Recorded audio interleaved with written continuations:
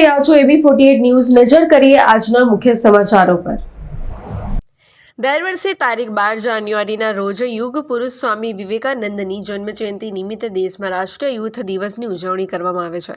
ત્યારે આજરોજ સ્વામી વિવેકાનંદની જન્મજયંતિ નિમિત્તે અંકલેશ્વર શહેર ભાજપ યુવા મોરચા દ્વારા જવાહર બાગ સામે આવેલ સ્ટેચ્યુ પાર્ક ખાતે સ્વામી વિવેકાનંદની પ્રતિમાને પુષ્પાંજલિ અર્પણ કાર્યક્રમનું આયોજન કરવામાં આવ્યું હતું।